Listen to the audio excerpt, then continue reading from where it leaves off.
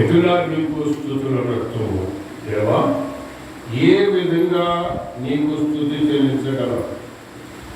దేవుని స్తుతి చెల్లించుటలో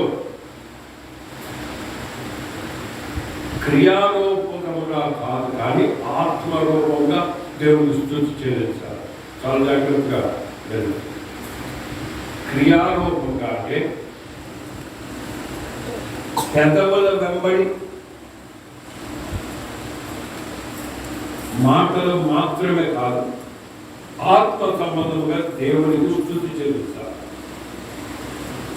హృదయపూర్వకంగా నిజంగా ఆయన చేసిన మేడలు ఉపకారములను మన మనస్సులో తలంచుకొనుచు దేవునికి స్తుతి చెల్లించాలి. స్తోత్రం స్తోత్రం అంటే అది హృదయపూర్వకంగా కాదు.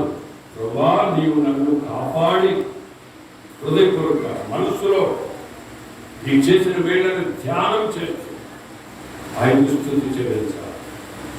ఆత్మతో సత్యముతో ఎటులా నీకు స్తుతులనర్థము యెహోవా తనయ, యెహోవా దేవుని యొక్క కుమారుడా ప్రభు అయిన యేసు, ఏ విధంగా నీకు స్తుతులనర్థము, ఎటులా నీకు స్తుతులనర్థము. పట్టుతర పాపములన్నడి పంకమందు చిక్కి ఈ లోక సంబంధ పాపములన్నిటిని పంకమందు చిక్కి నేను అనుభవించి మదిని దిటము చేయడిన నా హృదయము పటుత్వాన్ని కోల్పోయి ఉండగా, అంటే గోటు వాని వలె లేక స్తుతి చెల్లించలేని వాని వలె ఈ పాపములన్నిటినీ నా హృదయంలో ఉండి నేను చెడిన పాడైపోయిన మమ్ము బ్రోచి మమ్మను కాపాడి దిక్కు చూపినట్టు యేసు, మార్గమును చూపినట్టు యేసు, మంచి మార్గమును చూపించావు. నేనే మార్గము, నేనే సత్యము, నేనే జీవమునై ఉన్నాను అని చెప్పిన యేసు ఏ విధంగా నీకు స్తుతి చెల్లించగలరు?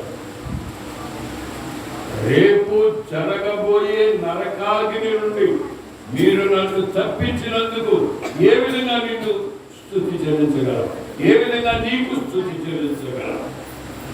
పాప కోపమందు ఉండగా, ఈ పాపము అనేటువంటి అగాధములో మేము ఉండగా, పాప విమోచ పాపములను విమోచించువాడా కాపు చేర్చి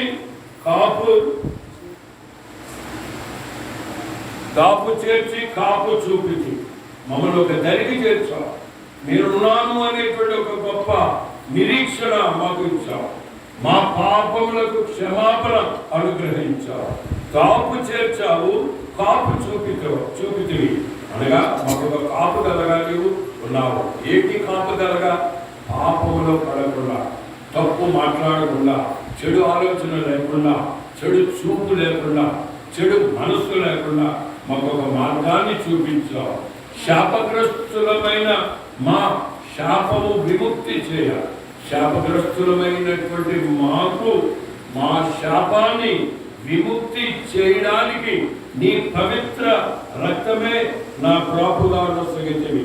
నీ యొక్క సిలువలో కాచిన ఆ రక్తమే మాకు విడుదలగా, ప్రాపుగా, మారుగా లేక లేక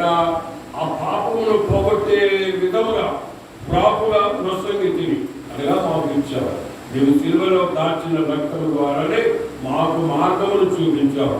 ఎలాగని ఎటులా నీకు స్తుతులు నడుతుము. ఏ విధంగా స్తుతులు నడుతుము అనగా బాహ్యంగా కనబడే విధంగా స్తుతులు నడుచుట కాదు, హృదయపూర్వక మమ్మను నిత్య నరకాగ్ని నుండి మీరు మమ్మల్ని తప్పించారు, మా కొరకు ప్రాణం పెట్టారు. స్తుతి చెల్లించుట అనేది యథార్థమైన హృదయంతో దేవుణ్ణి ఘనపరిచినప్పుడు మాత్రమే. నోటితో ఎన్నైనా ఓ స్తోత్రం హల్లెలూయా, స్తోత్రం హల్లెలూయా ఇవి అనవచ్చు, అది దేవుడి సన్నిధికి చేరవు. నీ హృదయపూర్వకంగా ఆయన నీ కొరకు నా కొరకు ప్రాణం పెట్టినాడని నమ్మి మన పాపముల నుండి మనకు విముక్తిని కలుగజేశాడని విశ్వాసంతో దేవుడికి స్తుతి చెల్లించవలసిన వారమై ఉన్నాము.